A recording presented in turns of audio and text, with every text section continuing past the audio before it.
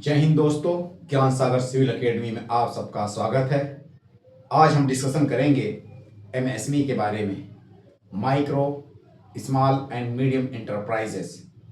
ये बहुत ही अहम टॉपिक है क्योंकि यूपी पीसीएस मेंस में इस पर एक बार क्वेश्चन पूछा जा चुका, इसीलिए इसकी इम्पोर्टेंस बन जाती है। और वो क्वेश्चन जो था कि क्या इनिशिएटिव यूपी गवर्नमेंट ने उठाए हैं एमएसएमई को प्रमोट करने के लिए, यूपी गवर्नमेंट ने क्या पॉलिसीज़ या क्या प्रोग्राम बनाए हैं एमएसएमई को प्रमोट करने के लिए। ये क्वेश्चन था यूपी पीसीएस का, इसलिए ये टॉपिक हमारे लिए बहुत ही अहम हो जाता है। इसी की कड़ी में आज हम बातें कर लेते हैं एमएसएमई में। What is MSME? Micro small medium enterprises, सूक्ष्म एंड मध्य इंटरप्राइजेस, यानी कि उद्योग करके जो कहलाता है हिंदी में। इसका डिफिनेशन टाइम टू टाइम बदलता रहता है। 2025 के बजट में इसको दोबारा डिफाइन किया गया, हम यहाँ लिख सकते हैं। इस बार के बजट में यानी कि 1 फरवरी 2025-26 का जो बजट था, जो कि पेश हुआ था 1 फरवरी को, तो 1 फरवरी को जो बजट आया उसमें इसके डिफिनेशन को फर्दर इन्हेंस किया गया। इसका क्राइटेरिया दो आधार पे किया गया है, एक तो इन्वेस्टमेंट, दूसरा टर्नओवर, यानी किसी इंटरप्राइज में या किसी यूनिट में कितना इन्वेस्टेड मनी है, कितना इन्वेस्टेड फंड है, और दूसरी बात यह है कि उसमें टर्नओवर कितना है। इन दोनों आधार पे किसी यूनिट को माइक्रो स्मॉल या मीडियम एंटरप्राइज डिसाइड किया जाता है या उसमें घोषित किया जाता है। तो माइक्रो स्मॉल मीडियम एंटरप्राइज की अलग अलग डिफिनेशन टाइम टू टाइम बदलती रही है। इसको डिफिनेशन चेंज करने का कारण क्या है कि मान के चलिए कि पहले जो डिफिनेशन था उसको फर्दर इन्हेंस कर दिया गया, जैसे इस बार के बजट में, ताकि ज़्यादा से ज़्यादा जो कंपनियां हैं, फैक्ट्रीज हैं, जो प्रोडक्शन यूनिट्स हैं, उनको गवर्नमेंट्स की स्कीम का फ़ायदा दिया जा सके और ज़्यादा से ज़्यादा एम्प्लॉयमेंट क्रिएट किया जा सके। तो उसी की कड़ी में माइक्रो एंटरप्राइज से तात्पर्य है कि वो यूनिट जिसमें कि इन्वेस्टमेंट 2.5 करोड़ हो, उसको हम क्या कहते हैं? माइक्रो एंटरप्राइज कहते हैं। वो यूनिट जिसमें इन्वेस्टमेंट 2.5 करोड़ का होता है उसको माइक्रो इंटरप्राइज कहते हैं। या तो उसका टर्नओवर 10 करोड़ तक हो, 10 करोड़ तक अगर उसका टर्नओवर है, या उसमें invested money, invested fund 2.5 crore का है, तो उसको माइक्रो इंटरप्राइज कहते हैं। उसी में नेक्स्ट स्टेप है स्मॉल इंटरप्राइज। अगर किसी यूनिट में, किसी प्रोडक्शन यूनिट्स में या सर्विस प्रोवाइडिंग यूनिट्स में इन्वेस्टमेंट मनी जो है 25 करोड़ तक है, तो उसको स्मॉल इंटरप्राइज के अंदर रखा जाएगा। स्मॉल इंटरप्राइज कितना है कि अगर इन्वेस्टेड फंड या इन्वेस्टेड मनी 25 करोड़ तक है, तो उसको क्या कहते हैं? स्मॉल यूनिट्स कहेंगे। टर्नओवर के पॉइंट ऑफ व्यू से ये 100 अगर है, अप टू 100 करोड़, यानी कि वो यूनिट्स, वो प्रोडक्शन यूनिट, वो एंटरप्राइज जिसका टर्नओवर 100 करोड़ तक है, अप टू 100 का मतलब 100 करोड़ यानी 100 करोड़ तक है, उसको हम स्मॉल इंटरप्राइज कहते हैं।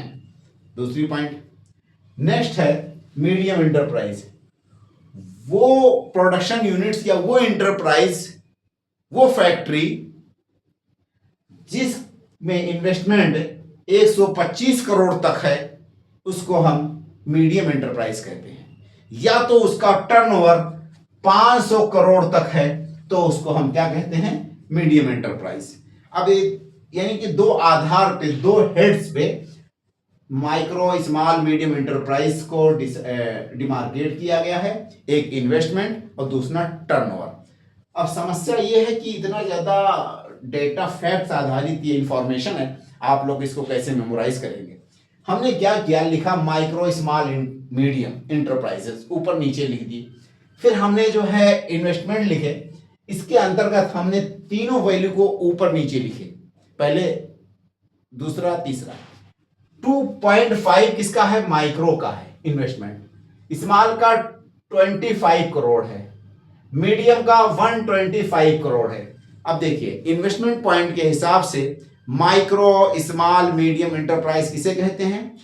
2.5 crore investment up to 25 crore, यानी इसमें से हमने पॉइंट यहां पे हटा दिया तो क्या हो गया? 25 हो गया।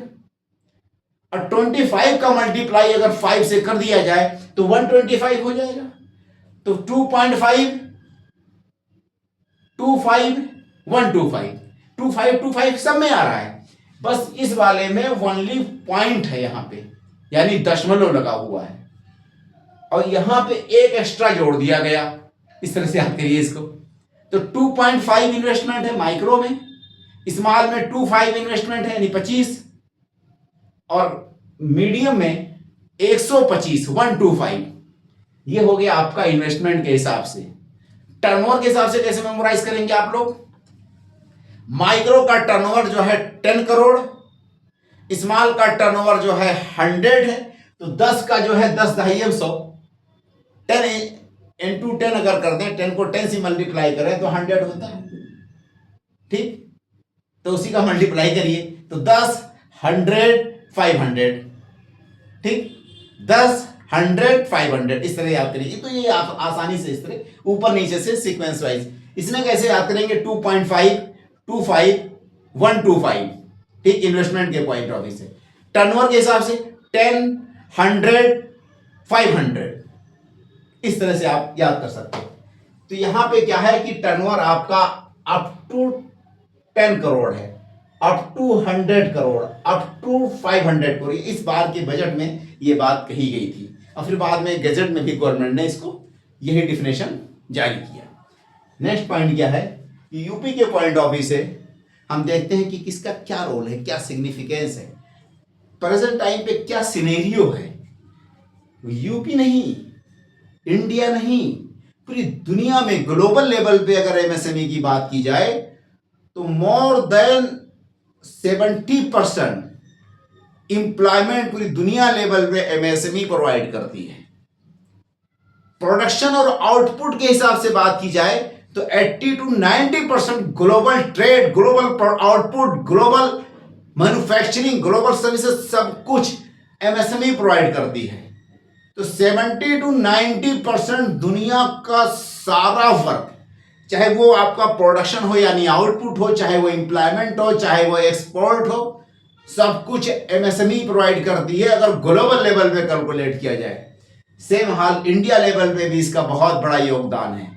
हम ओनली यहाँ पे बातें करेंगे यूपी के कॉन्टेक्स्ट में कि क्या सिनेरियो है या क्या सिग्निफिकेंस है, क्या एम्प्लॉयमेंट इसमें इसका रोल है। नंबर 1 एम्प्लॉयमेंट देते हैं, प्रोडक्शन में या आउटपुट में यानी जीडीपी में इसका क्या रोल है। नंबर 2, तीसरे नंबर पे इसका एक्सपोर्ट में क्या रोल है, किस किस फील्ड में, सेक्टर्स में ये जो है एमएसएमई का ज्यादा रोल है, कौन कौन से सब सेक्टर्स ऐसे हैं कि जो पूरी इकोनॉमी को, उस सेक्टर की पूरी इकोनॉमी को यही रन करते हैं।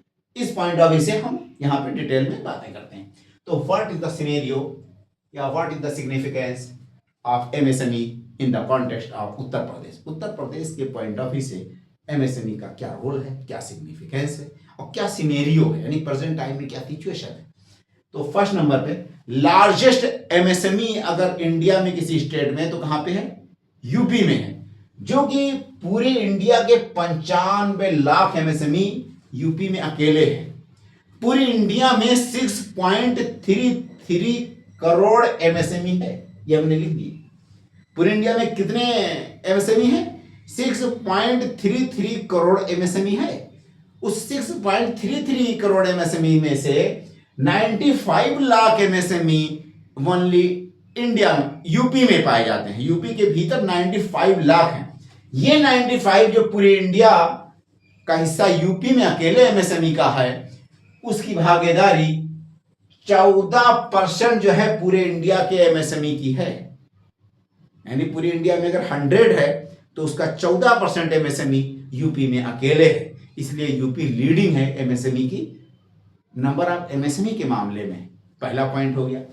तो largest MSME population in Uttar Pradesh, that is 95 lakh. It contributes 14% shares of India's total existing MSMEs, ये हो गया। यूपी में पूरी इंडिया की सबसे ज्यादा एमएसएमई पाई जाती है जो कि 95 लाख है। ये 95 यूनिट्स टोटल इंडिया की एमएसएमई का 14% यूपी में ही है। इसका मतलब ये हुआ कि इंडिया में टोटल 6.33 करोड़ एमएसएमई है, उसका 95 लाख एमएसएमई यूपी में अकेले है, जो कि टोटल इंडिया की एमएसएमई का 14% है। एक पॉइंट हो गया। नेक्स्ट क्या है, आउटपुट के हिसाब से, मैन्युफैक्चरिंग के हिसाब से टोटल इंडस्ट्रियल आउटपुट का यूपी में 60% आउटपुट वनली और वनली एमएसएमई से आता है। Almost 60% of total industrial output in UP shared by the MSME. Total industrial output का 60% जो है भाग, हिस्सा एमएसएमई से आता है। तो टोटल इंडस्ट्रियल आउटपुट में एमएसएमई की भागीदारी कितनी है, 60% है। नेक्स्ट पॉइंट क्या है, एम्प्लॉयमेंट जनरेशन में भी इसका बहुत बड़ा रोल है। 1.4 करोड़ जो है यूपी के लोग, इसमें रोजगार उनको मिल रहा है। कितना, 1.4 करोड़ लोगों को। It provide employment in Uttar Pradesh over 1.4 crore people. UP के जो निवासी हैं उनमें से 1.4 करोड़ लोगों की रोजी रोटी का ये जरिया है, सहारा है, या उनको रोजी रोटी प्रोवाइड कर रहा है, या नौकरी प्रोवाइड करती है ये एमएसएमई। इसकी भागीदारी एक्सपोर्ट में भी बहुत ज्यादा है। 45% टोटल एक्सपोर्ट का जो यूपी से होता है उसका 45% मात्र एमएसएमई से होता है। तो it contributes 45% states export. Uttar Pradesh का 45% एक्सपोर्ट इसी से होता है। हो गया क्लियर। 2022 में उत्तर प्रदेश के टोटल एक्सपोर्ट में 70% एमएसएमई से गया था एक्सपोर्ट 2022 में। लेकिन जनरल अगर देखेंगे ईयर वाइज ईयर, तो एवरेज लिया जाए तो it contribute 45% of states total export. Next point, some sectors या सब सेक्टर्स अंडर एमएसएमई, यानी एमएसएमई के अंदर वो कौन कौन से सेक्टर्स हैं जो ज्यादा प्रचलन में हैं। What are the major subsectors that prevailed under MSME in उत्तर प्रदेश? उत्तर प्रदेश में एमएसएमई के कौन कौन से सेक्टर्स हैं जिनका बहुत ज्यादा एमएसएमई के भागीदारी है, एमएसएमई के अंदर काम है। नेक्स्ट पॉइंट क्या है, टेक्सटाइल। देखिए यूपी में टेक्सटाइल में ज्यादातर एमएसएमई के फॉर्म में टेक्सटाइल की इंडस्ट्रियां हैं। नेक्स्ट पॉइंट आपका handloom, handicraft, embroidery, carpet making, leather की इंडस्ट्रियां, ये सारी की सारी एमएसएमई की शक्ल में काम करती हैं। जो भी हैं आपकी टेक्सटाइल है, एम्ब्रॉयडरी है, handloom, powerloom, carpet making, leather. उसके अलावा फूड प्रोसेसिंग में भी इनकी भागीदारी बहुत कंसिडरेबल अमाउंट में है, बहुत ज्यादा है। फूड प्रोसेसिंग से तात्पर्य है जैसे कि आपका डेयरी प्रोडक्ट्स हैं, फ्रूट्स हैं, वेजिटेबल्स हैं, हॉर्टिकल्चर के प्रोडक्ट्स हैं, ये सारे के सारे में एमएसएमई की भागीदारी।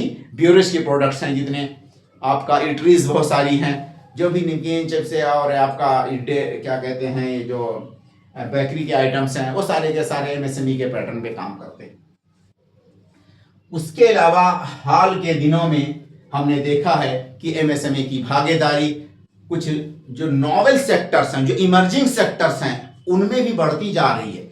जैसे आईटी हो गया, information technology, software based industries, software and hardware production unit. उसके अलावा जो है IT enabled services, KPO, BPO type work, software development etcetera, AI based work. तो ये सारे के सारे में हाल के दिनों में क्या देखा जा रहा है कि एमएसएमई की भागीदारी बढ़ती जा रही है। नेक्स्ट क्या है, उत्तर प्रदेश को अगर हम देखते हैं तो क्या एमएसएमई को फ्लोरिश होने की पोटेंशियल हैं कि नहीं। तो यूपी बहुत बड़ा स्टेट है, अपने में एक कंट्री से मोए हुए है यूपी, ऐसा समझिए कि खुद एक अपने में कंट्री है, एक अपने में देश है उत्तर प्रदेश। वो देश, वो प्रदेश जो खुद अपने में एक देश हो, उसको उत्तर प्रदेश कहते हैं, ठीक है, या उत्तम प्रदेश भी कह सकते हैं आप लोग। तो ये पोटेंशियल से आप एमएसएमई का उत्तम प्रदेश में या उत्तर प्रदेश में क्या पोटेंशियल है। उत्तर प्रदेश के बारे में हमने अदर क्लासेस में भी बातें की कि यहाँ पे वेरिएंट्स ऑफ क्लाइमेट हैं, अलग अलग तरह की क्लाइमेटिक फीचर्स, क्लाइमेटिक कंडीशंस पाई जाती हैं, इसलिए अलग अलग वैरायटीज के क्रॉप्स भी यहाँ पे मतलब कि उगाए या पैदा किए जा सकते, और इसीलिए उनके लिए एमएसएमई के इस्टेब्लिश होने के चांसेस बहुत ज़्यादा हैं, बहुत सक्सेस होने के बहुत ज़्यादा चांसेस हैं। नेक्स्ट पॉइंट क्या है, एबंडेंट रिसोर्सेज। उत्तर प्रदेश में बहुत तरह की रिसोर्सेज हैं, जैसे कि पेरेनियल रिवर्स है तो वाटर की शॉर्टेज नहीं होती, एक तो। दूसरे नंबर पे क्या है कि आपका मिनरल है, पूरा बुंदेलखंड मिनरल रिच है इनके पास। नेक्स्ट पॉइंट क्या है कि फॉरेस्टेड लैंड है यूपी का, पूरा तराई बेल्ट, उधर आपका बघेलखंड का रीजन, चित्रकूट, चंदौली और सोनभद्र, ये पूरा का पूरा फॉरेस्टेड लैंड है। उसके अलावा सेगमेंटेड फॉरेस्ट बहुत हैं, जो भी फ्लड एरियाज हैं, रिवर बड़े बड़े रिवर्स हैं, उनके मेजर रिवर के जो फ्लड एरियाज हैं वो भी सब फॉरेस्टेड लैंड ही हैं। तो फॉरेस्ट का मतलब क्या है कि फाना फ्लोरा, वैराइटीज ऑफ फाना फ्लोरा सब यूपी में अवेलेबल हैं, इसीलिए यहाँ पे एमएसएमई के बढ़ने या परवान चढ़ने के ऑप्शन या चांसेस बहुत ज़्यादा बन जाते हैं। नेक्स्ट पॉइंट क्या है कि यूपी वेल कनेक्टेड है, नियर बाई मार्केट है, खुद इतना बड़ी जनसंख्या है, और बेटर रोड ट्रांसपोर्ट, उसके अलावा स्टोरेज फैसिलिटीज, ठीक है, ये सारे के सारे यहाँ पे इंफ्रास्ट्रक्चर्स, वर्क फोर्स सप्लाई की बात करें तो यूपी खुद इटसेल्फ 24 करोड़ जनसंख्या है यूपी की। जब इतनी बड़ी जनसंख्या, इतनी पॉपुलेशन यूपी में, तो उसका मतलब कि एक जंक में यूपी जो है लेबर सप्लाई भी करता है। इस 24 करोड़ जनसंख्या की यूपी का 56% आबादी जो है वर्किंग एज ग्रुप की है, यानी 50% से ज्यादा लोग काम करने वाली एज के लोग हैं यूपी में, ऐसा समझिए। 50% से ज्यादा यानी 56% वर्किंग एज ग्रुप के लोग इस 24 करोड़ आबादी में हैं, यानी कि वर्किंग एज पॉपुलेशन यूपी में नॉन वर्किंग एज से ज्यादा है, ठीक है। तो ये आपके पास लेबर सप्लाई भी हो जाएगा बहुत बड़ी जनसंख्या तादाद में, बहुत बड़ी जो है अमाउंट में। नेक्स्ट पॉइंट क्या है कि इतनी बड़ी जनसंख्या है तो ये खुद सिर्फ एक मार्केट भी है, इसलिए डिमांड भी है गुड्स की और सर्विसेज की, इसलिए एमएसएमई के प्रोडक्शन या उसके पनपने के चांसेस ही बहुत ज्यादा है, ऑप्शन या पोटेंशियल्स हैं। यूपी इटसेल्फ जो है एजुकेशनल हब है, मेरठ पूरी एकदम साइड से पूरी की पूरी यूनिवर्सिटीज है प्राइवेट का एक चैनल है। मेरठ जो है जोन आपका, ये वाला जोन क्या कहते हैं, नोएडा एनसीआर वाला जोन, नोएडा में पूरा knowledge park, first knowledge park, second knowledge park, third knowledge park, खाली और खाली वनली और वनली जो है प्राइवेट इंस्टीट्यूट और यूनिवर्सिटीज हैं। यूनिवर्सिटी यानी एजुकेशन का, टीचिंग का, स्टूडेंट्स का वो हब है ग्रेटर नोएडा पूरा का पूरा। उसके अलावा लखनऊ में सराउंडिंग में, आउटर में पूरे के पूरे कॉलेज से भरा पटा हुआ है। उसके बाद आप बनारस और सेंट्रल यूनिवर्सिटीज, बड़े बड़े कॉलेज, आईआईटीज और क्या कहते हैं आईटीआई यानी पॉलिटेक्निक्स, तो ये सारी यानी कि इसके पास बहुत सारे मेडिकल कॉलेज, इंजीनियरिंग कॉलेज से भरा लैंडन है यूपी, इसलिए यहाँ पे एजुकेशन और स्किल की भी शॉर्टेज नहीं होगी, इसलिए ये पोटेंशियल में आ जाएगा। इंडस्ट्रियल इनर्शिया और ट्रेडिशनल क्लस्टर बहुत सारे यूपी में वेल एडवांस हैं। इंडस्ट्रियल इनर्शिया से तात्पर्य है कि वो एरिया जहाँ पे पहले से इंडस्ट्रीज फंक्शन में थी, बट अब वो जो बेसिक रिसोर्सेज या मार्केट इस तरह की जो एडवांटेज थी वो कम हो जाए, फिर भी वहाँ पे इंडस्ट्रीज वेल फ्लोरिश रहती हैं, वो इंडस्ट्रीज प्रॉपर काम करती रहती हैं। वजह क्या होती है कि जो इंफ्रास्ट्रक्चर है वो उनको रन कराता रहता है, जो उसके इन्वेस्टर या ऑनर होते हैं उनके पास पूंजी भी तगड़ी होती है, और उस फैक्टर को या ऐसे क्लस्टर बहुत सारे यूपी में पता नहीं कब से चले आ रहे हैं, तो उस पॉइंट ऑफ व्यू से हम देखेंगे यूपी के पास इंडस्ट्रियल इनर्शिया और ट्रेडिशनल क्लस्टर बहुत सारे हैं। हमने अलग अलग क्लासेस में इससे डिटेल में बातें की हैं। नेक्स्ट पॉइंट हमारा आ जाता है, देखिए पॉलिटिकल स्टेबिलिटी। हाल के दिनों में उत्तर प्रदेश गवर्नमेंट ने जीरो टॉलरेंस की पॉलिसी अडॉप्ट की ताकि वहां पे पॉलिटिकल स्टेबिलिटी लाई जा सके। उससे क्या है कि इकोनॉमी को सपोर्ट बहुत ज़्यादा मिलता है। पॉलिटिकल स्टेबिलिटी किसने सपोर्ट करती है? इकोनॉमिक ग्रोथ में, कारोबार में, जॉब्स में। तो जैसे zero tolerance policy for crimes, zero tolerance policy for corruption, ये नए नए मतलब स्लोगन्स हैं और ये मिशन टाइप इनिशिएटिव है यूपी गवर्नमेंट का। तो ये हम कह सकते हैं zero tolerance policy of government for corruption, zero tolerance policy of government for crime. तो इसके लिए zero tolerance policy UP government की चल रही है। ये सारी उत्तर प्रदेश के पोटेंशियल्स हैं एमएसएमई को इस्टेब्लिश करने के लिए या एमएसएमई को फ्लोरिश करने के लिए। नेक्स्ट पॉइंट क्या है? रोल क्या है एमएसएमई का?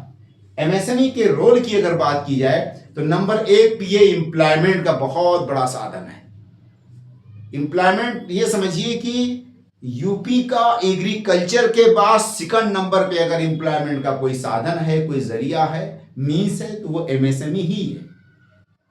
तो नॉन एग्रीकल्चर में तो टॉप पे है और एग्रीकल्चर नॉन एग्रीकल्चर में ये सेकंड नंबर, यानी एग्रीकल्चर के बाद दूसरे नंबर पे एम्प्लॉयमेंट का साधन है। एम्प्लॉयमेंट मिलने से लोगों की इनकम बढ़ती है। लोगों की जब इनकम बढ़ेगी तो डिमांड क्रिएट होगा और जब डिमांड क्रिएट होगा तो प्रोडक्शन यूनिट रनिंग में आ जाएंगी, प्रोडक्शन बढ़ जाएगा। प्रोडक्शन बढ़ेगा इसका मतलब कि इकोनॉमी ग्रो कर जाएगी। तो इसका रोल किसमें है? एम्प्लॉयमेंट क्रिएट करने में और इकोनॉमिक ग्रोथ करने में भी। तो यहां पे मैंने लिखा एम्प्लॉयमेंट में भी है, और अगर एम्प्लॉयमेंट में रहेगा तो फिर इकोनॉमिक ग्रोथ में भी रहेगा, है नहीं? इकोनॉमिक ग्रोथ में कैसे हो जाएगा? जैसे देखिए एम्प्लॉयमेंट बहुत भारी मात्रा में ये देती है। पर यूनिट कैपिटल इन्वेस्टमेंट में मैक्सिमम एम्प्लॉयमेंट प्रोवाइड करने की बात की जाए तो एमएसएमई देती है।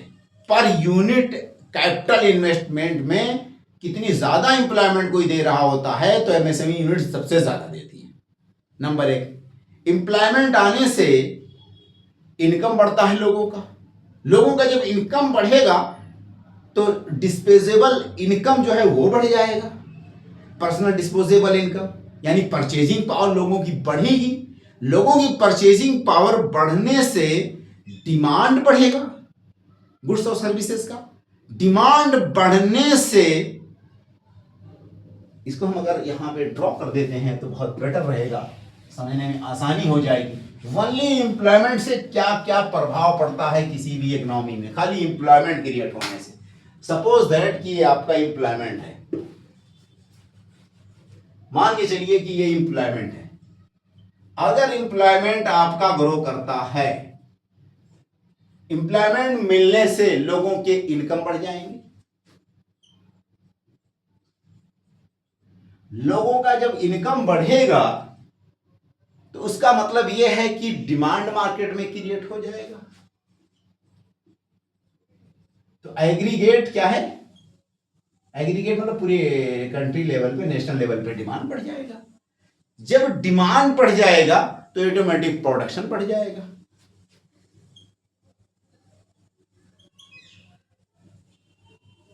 तो जब प्रोडक्शन बढ़ जाएगा इसी को हम कहेंगे कि हमारा जीडीपी का ग्रोथ रेट हो रहा है। और जब जीडीपी का ग्रोथ होगा तो कंट्री क्या करेगी कि वेलफेयर वर्क पे पैसे भी खर्च करेगी।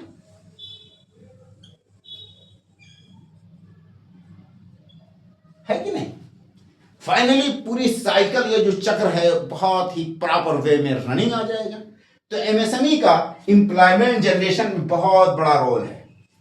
उसके अलावा एम्प्लॉयमेंट में है तो फिर जीडीपी पे या प्रोडक्शन में भी हो जाएगा, तो इकोनॉमिक ग्रोथ में हो जाएगा, हम कह सकते हैं। एक्सपोर्ट में भी बहुत बड़ा रोल होता है इसका।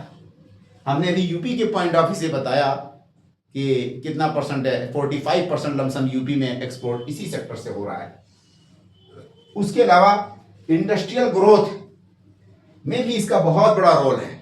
इंडस्ट्रियल ग्रोथ में इस तरह से रोल है कि ये एंसिलरी या ऑक्सिलरी इंडस्ट्री के तौर पे वर्क करती है।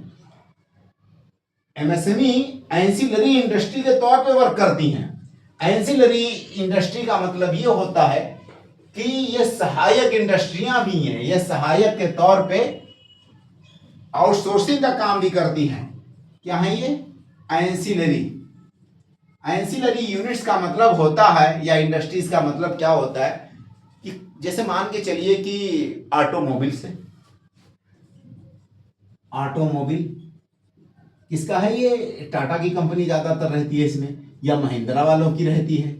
महिंद्रा या टाटा ने एक प्लांट लगाया ऑटोमोबाइल्स का, उसके अंतर्गत उसको क्या चाहिए भाई साहब, इंजन चाहिए, ठीक है, उसके अलावा उसको बोनट चाहिए, बोनट, उसके अलावा उसको टायर चाहिए, टायर, फिर आपको जो है विशिल होती है, हैंडल होते हैं, ब्रेक हैं, ठीक है, सॉकर है, कितनी मतलब है, कितनी चीजें चाहिए। तो कोई एमएसएमई ये इंजन का तो ये बड़े बड़े खुद ये अपना खुद ही क्रिएट करते हैं, बाकी जितनी चीजें होती हैं वो सारी की सारी, इवन कि इंजन में भी कुछ पार्ट्स, ये सारी की सारी कौन प्रोड्यूस करता है, इन्हीं एमएसएमई की सहायता से ही आउटसोर्सिंग करवाते हैं ये लोग, एमएसएमई से ही आउटसोर्सिंग करते हैं, यानी उन्हीं से खरीदते हैं, ऐसा समझिए।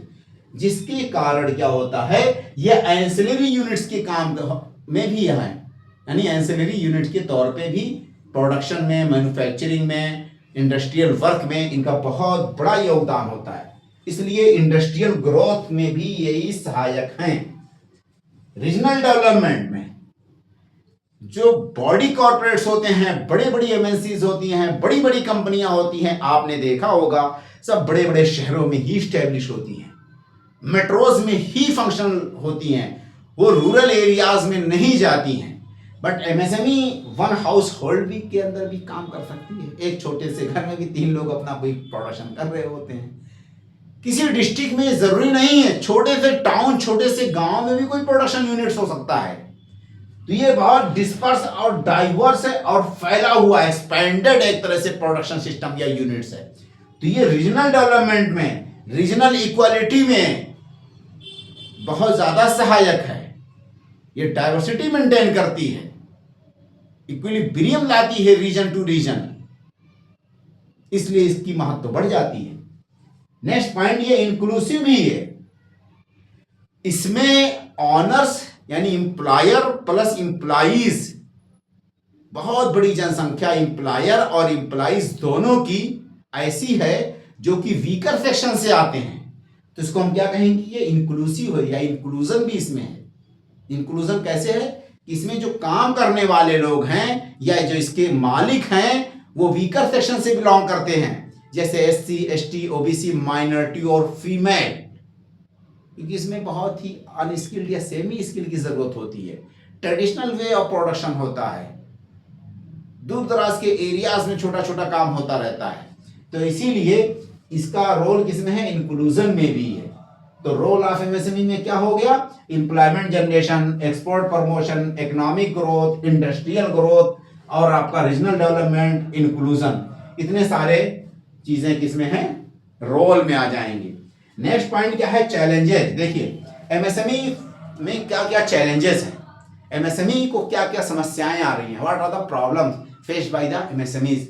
एमएसएमई मॉडर्न इस टाइम पे, करंट टाइम पे, करंट सिचुएशन में एमएसएमई क्या क्या प्रॉब्लम फेस कर रहा है। तो एमएसएमई को जो प्रॉब्लम आ रही है, नंबर 1 में हमने यहाँ पे डिस्क्राइब किया, लिमिटेड एक्सेस टू फाइनेंस। एक तो इनके पास फाइनेंस की कमी है, लिमिटेड एक्सेस टू फाइनेंस मतलब फाइनेंस यानी इनको फंड आसानी से नहीं मिल पाता, कोई इनमें इन्वेस्ट नहीं करना चाहता।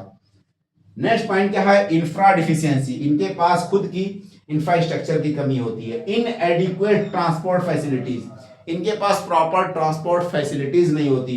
उसके अलावा पावर शॉर्टेज है, स्टोरेज है। जैसे देखिए अभी हैंडलूम हुआ करते थे, बहुत सारे हैंडलूम को पावर लूम में शिफ्ट कर दिया गया, तो पावर लूम जो इस टाइप की प्रॉब्लम फेस कर रहे हैं वो ज्यादातर क्या है, इलेक्ट्रिसिटी सप्लाई की, खासकर यूपी में, और वो न्यूज में भी रहता है। और स्टोरेज फैसिलिटीज नहीं होती, उनके पास अपना पर्सनल स्टोरेज, वेयर हाउसेज, उनका इंटरकनेक्टेड ट्रांसपोर्ट लिंक नहीं होता, ठीक है, ये सारी समस्याएं फेस कर रहे हैं। Technical obsolescence and technical upgradation, इसको ऐसे समझिए,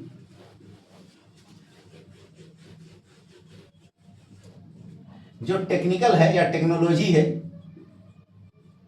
एमएसएमई के पॉइंट ऑफ व्यू से, देखिए फर्स्ट नंबर पे तो आप जानिए, मॉडर्न टाइप में कोई भी चीज अगर आपको लिखना है राइटिंग में, तो ये ध्यान दीजिए कि इस टाइम क्या चल रहा है। दुनिया किस चीज की है? डिजिटल वर्ल्ड है। किस चीज की है? डिजिटल वर्ल्ड है ये दुनिया। उसके अलावा डिजिटल के अलावा एआई का वर्ड है, आर्टिफिशियल इंटेलिजेंस है। एमएसएमई में डिजिटल वर्ड कहां तक है? टेक्नोलॉजी में क्या आ जाएगा? डिजिटल आ जाएगा, एआई आ जाएगा। एमएसएमई में डिजिटल एडॉप्शन कितना है? तो यहां लिखा जा सकता है कि डिजिटल एडॉप्शन का लेवल इंडिया में हार्डली 20% डिजिटल एडॉप्टेशन है एमएसएमई के कॉन्टेक्स्ट में। कितना है? 20।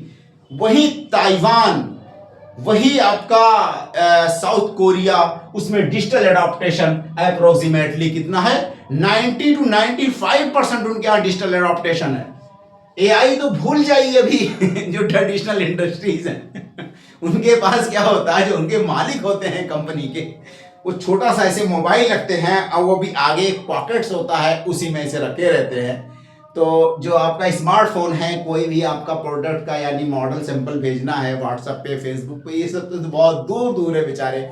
इवन की जो बड़ी बड़ी कंपनियां इंडिया में काम करती है, मैंने एक दो में वहां पे जॉब भी किया तो देखा किया कि वो रजिस्टर में हमने ऑडिटिंग किया है चारों चार में, तो क्या देखे कि एक बार उसके फाइल को, फोल्डर को हम इस तरह पलटते थे, फिर कभी कभी उसको ऐसे पलटते थे।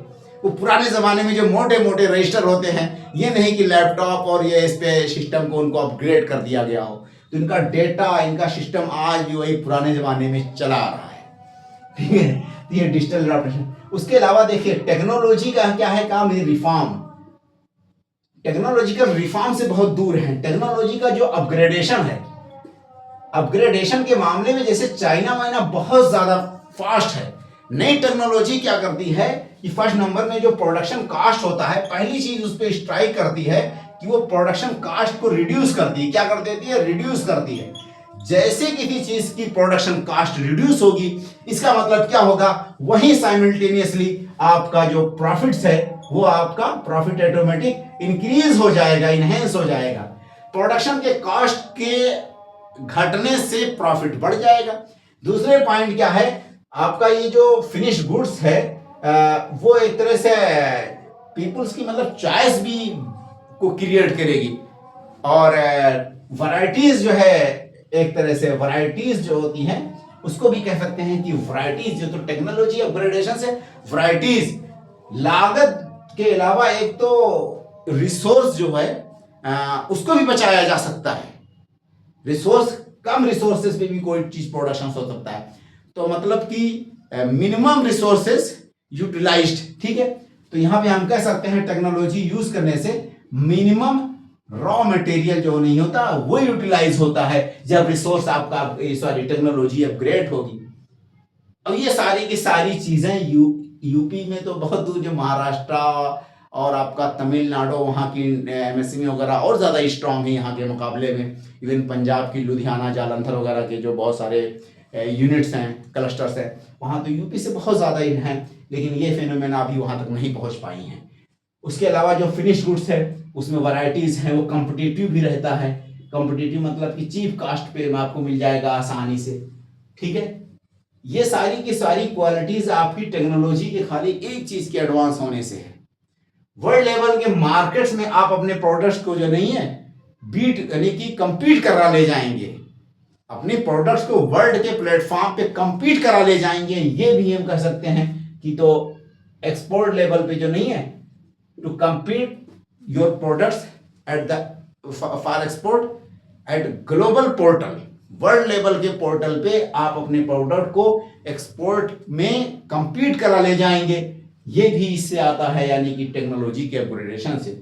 लेकिन यहाँ पे हमारे यहाँ क्या है कि टेक्नोलॉजिकल ऑब्सोलेंस, पुराने जमाने के प्रोडक्शन यूनिट्स हैं, पुराने जमाने की प्रोडक्शन सिस्टम्स होते हैं और वो चल रहे होते हैं। नेक्स्ट पॉइंट क्या है कि स्किल शॉर्टेज की भी कमी है। एक डेटा आया था एनएसएसओ का, बहुत पहले मैंने पढ़ा था, कि जिसमें पूरी इंडिया लेवल पे अगर स्किल देखा जाए तो स्किल यानी ट्रेनिंग हार्डली कितना परसेंट है? 5% लोगों को फॉर्मल ट्रेनिंग दी जाती है। यूपी में तो और भी कम होगा स्किल, तो इस तरह से स्किल ट्रेनिंग जो है, फॉर्मल ट्रेनिंग बहुत कम है। मार्केट एक्सेस एंड कंपटीशन, ये भी एक समस्या है। वो अपने प्रोडक्ट की प्रॉपर मार्केटिंग, ब्रांडिंग और उसकी पब्लिसिटी और पैकेजिंग, ठीक है, डिमार्केशंस, ये सारी की सारी चीज़ें नहीं कर पाते हैं। ये इससे वो जूझ रहे होते हैं। उसके अलावा रेगुलेटरी प्रोसेसेस जो है अभी भी बहुत ज़्यादा मतलब कि ऑब्स्टेकल क्रिएट करते हैं, और रजिस्ट्रेशन कराने में उनको समस्या क्रिएट होती है, लाइसेंस लेने में और ज़मीन अधिग्रहण करने में। तो उसको हम कह सकते हैं कि रेगुलेटरी प्रोसीजर को difficult to obtain registration and clearances. ठीक है। Approval needs multiple government agencies, बहुत सारी गवर्नमेंट की एजेंसीज हैं, उनसे आपको अलग अलग स्टेप पे जो है वो लेना पड़ता है, क्या कहते हैं, अप्रूवल लेना पड़ता है। इसकी समस्याएं फेस कर रही है ये जो है एमएसएमईज वगैरह। नेक्स्ट पॉइंट है कि आरएनडी में भी इन्वेस्टमेंट बहुत कम है हमारे यहाँ। ये सारी की सारी समस्याएं हैं।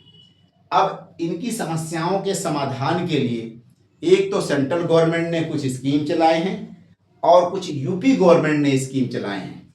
हमारा जो क्वेश्चन पूछा गया था कि इनकी इन समस्याओं के समाधान करने के लिए या एमएसएमई को प्रमोट करने के लिए यूपी गवर्नमेंट ने क्या स्कीम और प्रोग्राम चलाए हैं, हमारा ये क्वेश्चन था। फिर भी हम सेंट्रल गवर्नमेंट की भी कुछ स्कीम को जान लें और वो भी बेहतर ही होगा। तो मेजर सेंट्रल गवर्नमेंट स्कीम, इसके बाद हम यूपी गवर्नमेंट की स्कीम के बारे में जानेंगे। फर्स्ट नंबर पे क्या है कि credit linked capital subsidy scheme. क्या है? Credit linked capital subsidy scheme. Second number पे credit guarantee trust fund for micro and small enterprises. Third number पे रैंप है। फोर्थ नंबर पे है आपका पीएम एम्प्लॉयमेंट जनरेशन प्रोग्राम है। फिफ्थ नंबर पे पीएम विश्वकर्मा है योजना या स्कीम। उद्यम रजिस्ट्रेशन पोर्टल आपका 6 नंबर पे है। 7 नंबर पे आपका ये स्फूर्ति करके स्कीम है। अब इन स्कीम के बारे में हम दो लाइन पढ़ लेते हैं और उसको मैं डिस्क्राइब कर देता हूं। नंबर 1 पे credit linked capital subsidy scheme है।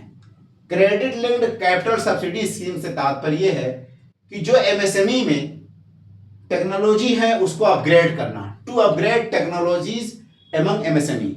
एमएसएमई की टेक्नोलॉजी को अपग्रेड करने के लिए credit linked capital subsidy scheme लाई गई। क्रेडिट लिंक्ड कैपिटल का मतलब कि कैपिटल से संबंधित जो भी चीजें हैं उनके लिए लोन प्रोवाइड करना। लोन किसको देना? कैपिटल को मजबूत करने के लिए। और कैपिटल किसे कहते हैं? Machinery, tool, technology, land, building, इन सबको क्या कहा जाता है? प्रोडक्शन के सेंस में या इकोनॉमिक के सेंस में कैपिटल कहा जाता है। कैपिटल जैसे कि लैंड, बिल्डिंग, ठीक है, मोटर व्हीकल जो कि आपके प्रोडक्शन यूनिट में काम आए। तो इस तरह से मशीनरी, टूल्स, टेक्नोलॉजी, ये सारी की सारी क्या कहलाती? कैपिटल कहलाती हैं। तो कैपिटल को बूस्ट करने के लिए या टेक्नोलॉजी को बूस्ट करने के लिए या प्रोडक्शन यूनिट्स की टेक्नोलॉजी को बूस्ट करने के लिए जो लोन दिया जाएगा उसी का नाम रख दिया गया credit linked capital subsidy scheme to upgrade technologies among MSME. पहला चीज तो ये हो गया। प्रोवाइडिंग कैपिटल सब्सिडीज ऑफ 15%, इसके अंतर्गत 15% कैपिटल सब्सिडी दिया जाता है। मैक्सिमम अमाउंट जो सब्सिडी का है वो 1 करोड़ तक दिया जा सकता है। नेक्स्ट क्या है? Credit guarantee trust fund for micro small enterprises. क्या है? क्रेडिट गारंटी, इसको ऐसे भी शॉर्ट फॉर्म में लिखा रहता है, जनरली आपने देखा होगा। Credit guarantee trust fund for micro small enterprises, ये शॉर्ट फॉर्म हो गया। Credit guarantee trust fund for micro small enterprises से तात्पर्य यह है कि ministry of micro small and medium enterprises जो सेंट्रल गवर्नमेंट की मिनिस्ट्री है और सेंट्रल गवर्नमेंट की एक फाइनेंशियल इंस्टीट्यूशन है, उसका नाम है SIDBI, small scale industries development bank, SIDBI है ना, बैंक ऑफ इंडिया। जैसे कि आईडीबीआई, तो उसी के आगे आप एस लगा दीजिए तो स्मॉल हो जाएगा, ठीक है। जैसे कि सिडबी, तो कौन कौन है इसके अंतर्गत? यानी कि ministry of micro plus SIDBI, small scale industries development bank of India, SIDBI. इसका हेडक्वार्टर कहां है? लखनऊ में है। Ministry of micro small micro small medium enterprises, ये सेंट्रल गवर्नमेंट की मिनिस्ट्री, सेंट्रल गवर्नमेंट की मिनिस्ट्री और सेंट्रल गवर्नमेंट का एक जो है फाइनेंशियल इंस्टीट्यूशन, इन दोनों ने मिल करके क्या क्रिएट किया है, एक ट्रस्ट क्रिएट किया है, एक ट्रस्ट क्रिएट किया।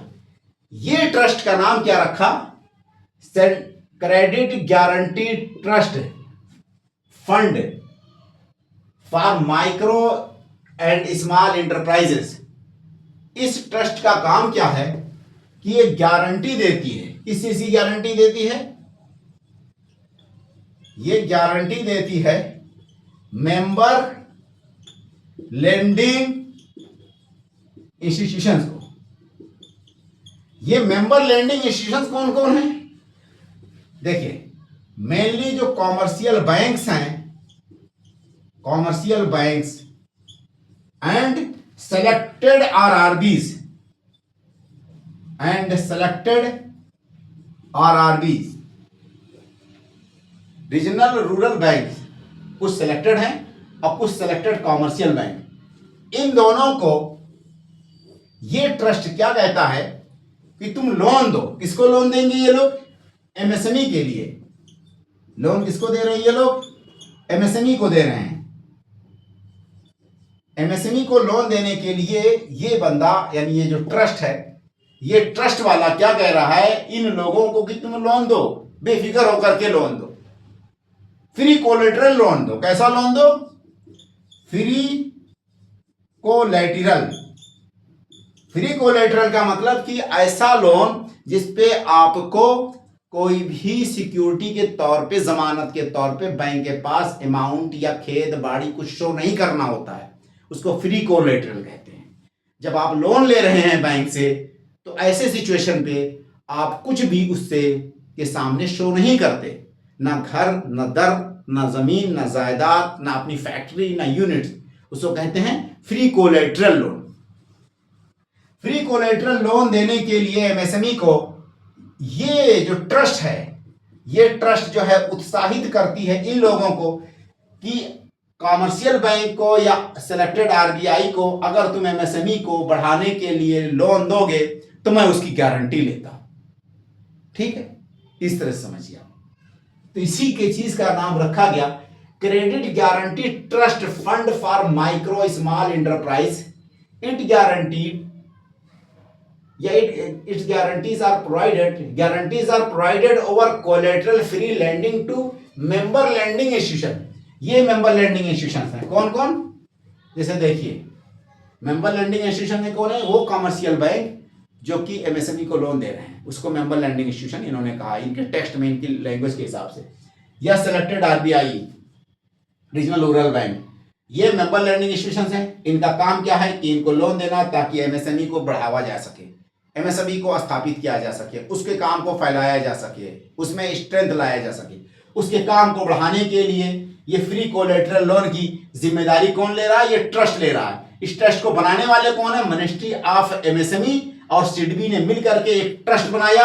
ये ट्रस्ट गारंटी देती है, किसको गारंटी देती है, कॉमर्शियल बैंक को और आरआरबी को कि तुम लोन दो, किसको लोन दे, एमएसएमई को लोन दो ताकि एमएसएमई फैले फूले बढ़े। इसीलिए इसका नाम इस तरह से रखा गया। नेक्स्ट पॉइंट क्या है, ramp, raising and accelerating MSME performance to improve market and credit access. Ramps का फुल फॉर्म क्या हो जाएगा, raising and accelerating MSME performance. ठीक है, यानी कि रेजिंग एंड एक्सीलरेटिंग यानी कि बढ़ाना, तेज धार लाना एमएसएमई के परफॉर्मेंस में। इसका अगर हिंदी वर्जन हो जाएगा कि रेजिंग यानी बढ़ाना और तेज धार लाना एमएसएमई के परफॉर्मेंस में, तो उसको रैम्प्स दिया गया। ये भी सेंट्रल गवर्नमेंट का एक स्कीम है।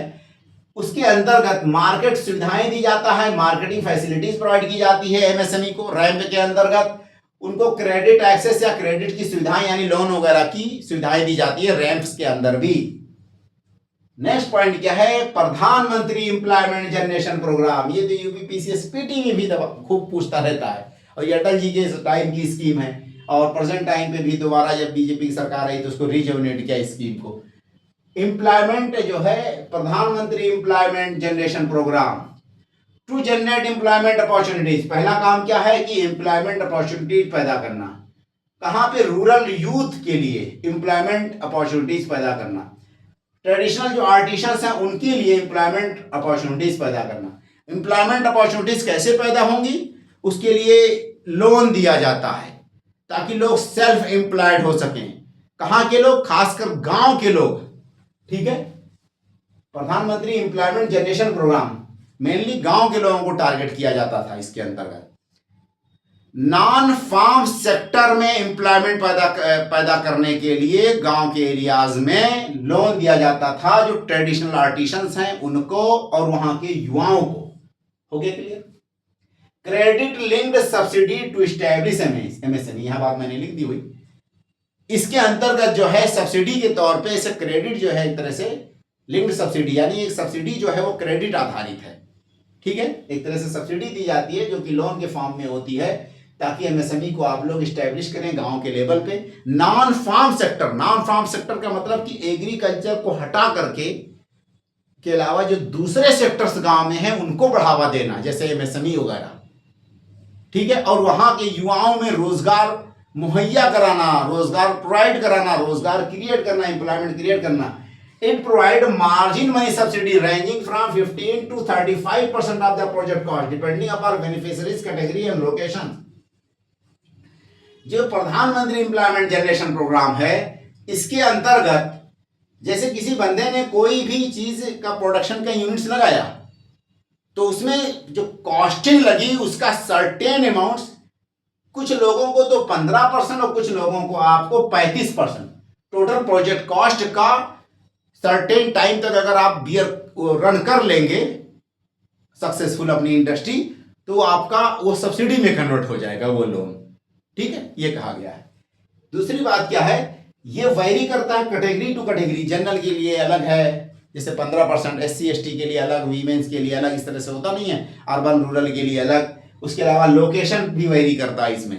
तो बस यही जान लीजिए कि 15 से 35% जो है प्रोजेक्ट कॉस्ट जो होती है उसके आधार पे इतना सब्सिडी लोन दिया जाता है। सब्सिडी लोन का मतलब मार्जिन कॉस्ट वाली बात जो मैंने ओडीओपी में बताई, कितना आप लोन ले जाइए, काम करिए, वो लोन जो है सब्सिडी में कन्वर्ट हो जाएगा अगर सक्सेस करा ले जाते हैं इंडस्ट्री को। नेक्स्ट पॉइंट क्या है इसमें कि प्रधानमंत्री विश्वकर्मा योजना या स्कीम, ये भी 2023 में मुझे लगता है कि गवर्नमेंट ने, सेंट्रल गवर्नमेंट ने स्टार्ट किया था। इसके अंतर्गत जो ट्रेडिशनल आर्टिसंस होते हैं, जैसे कि लोहार, बढ़ई, कहार, मिट्टी वाले, इस तरह बहुत सारे लोग होते हैं, उनको ट्रेनिंग दी जाती है। 5 डेज बेसिक ट्रेनिंग दी जाती है प्रोग्राम।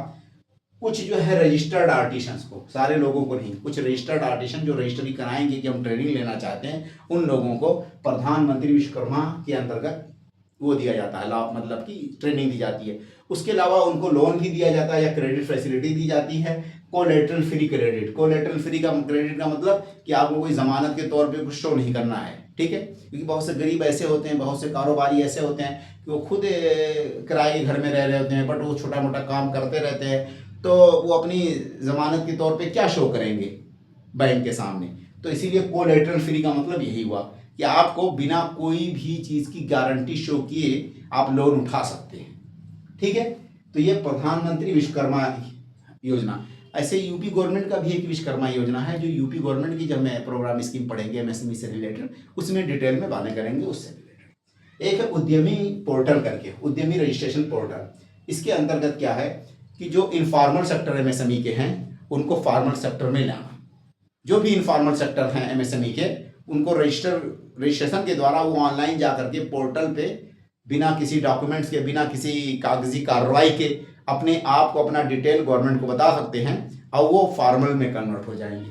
जब वो रजिस्ट्रेशन कर देंगे उद्यमी पोर्टल पे अपने आप को, तो गवर्नमेंट की जितनी भी मूलभूत सुविधाएं दी जाती हैं एमएसएमई को, उसका वो लाभान्वित हो जाएंगे, उससे वो बेनिफिशियरी बन जाएंगे।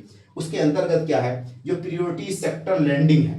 प्रियोरिटी सेक्टर लैंडिंग का मतलब कि जो कॉमर्शियल बैंक्स हैं उनको टोटल क्रेडिट्स का, जैसे कि कोई भी मतलब मान के चलिए कि जैसे एसबीआई है, एसबीआई जो भी लोन देता है या जो क्रेडिट देता है, उस टोटल क्रेडिट का उसको 40% हिस्सा जो है प्रियोरिटी सेक्टर लैंडिंग के नाम पे देना होता है। जितना भी एसबीआई बैंक से लोन दिया जाना है, सैंक्शन होना है एक साल में, उस टोटल लोन में से 40% जो है प्रायोरिटी सेक्टर लेंडिंग में लोन की भागीदारी रहेगी। अब इसमें है कौन कौन से सेक्टर? इसमें जैसे कि आपका एग्रीकल्चर हो गया, एमएसएमई हो गया, या वो सेक्टर से हेल्थ एजुकेशन के सेक्टर, कुछ इंफ्रास्ट्रक्चर के सेक्टर, जिसकी वजह से एम्प्लॉयमेंट, जिसकी वजह से इकोनॉमी को बहुत ज़्यादा बढ़ावा मिले, तो उसको प्रायोरिटी सेक्टर लेंडिंग में कहा गया। ठीक है, उसी में इस सेक्टर्स को भी शामिल कर दिया गया है। कौन सा सेक्टर था आपका?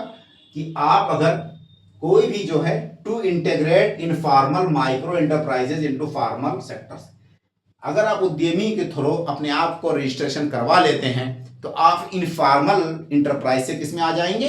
फॉर्मल इंटरप्राइज में आ जाएंगे। और जब फॉर्मल इंटरप्राइज में आ जाएंगे तो जो भी सुविधाएं, जो भी आपको बेनिफिट्स मिलने हैं इसके अंतर्गत, प्रायोरिटी सेक्टर लैंडिंग के अंतर्गत, वो सारे का सारे हेल्प, सारी सारी सुविधाएं आप फॉर्मल में आकर के उठा सकते हैं। तो इसका ये तात्पर्य है उद्यमी रजिस्ट्रेशन पोर्टल का, to integrate informal micro enterprise into formal sector, it helps to access benefits under priority sector lending. हमने यहाँ बात वही कही थी। नेक्स्ट पॉइंट क्या है? स्फूर्ति scheme of fund for registration of traditional industries. Scheme of fund for regeneration of traditional industries, यानी कि जो ट्रेडिशनल इंडस्ट्रीज हैं उनमें दोबारा जान फूका जाए, रीजनरेट किया जाए, उनमें दोबारा ज्वाला जो है विकास की ज्वाला को फूकी जाए। ठीक है, तो उसके लिए उनको दोबारा उसमें जान लाई जाए। तो उसके लिए क्या है? ट्रेडिशनल इंडस्ट्रीज का मतलब कि वो एरिया जो क्लस्टर बेस्ड इंडस्ट्रीज हुआ करती थी एमएसएमई की, उनमें दोबारा क्लस्टर को, कॉन्सेप्ट को और मजबूत किया जाए। तो यहाँ पे हमने कह दिया कि to organise the artisans and traditional industries into cluster. तो स्फूर्ति का तात्पर्य क्या है? कि जो पुरानी ट्रेडिशनल इंडस्ट्रीज हैं उनको क्लस्टर में ऑर्गेनाइज करना और उनमें दोबारा एक तरह से गति देना।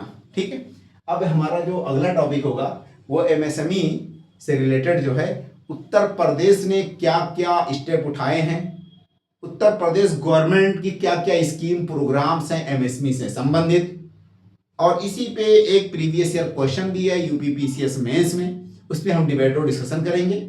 ओके भाई, ऑल द बेस्ट। बस आपसे एक रिक्वेस्ट है कि हमारे चैनल को ज़्यादा से ज़्यादा लाइक और सब्सक्राइब करें। ओके।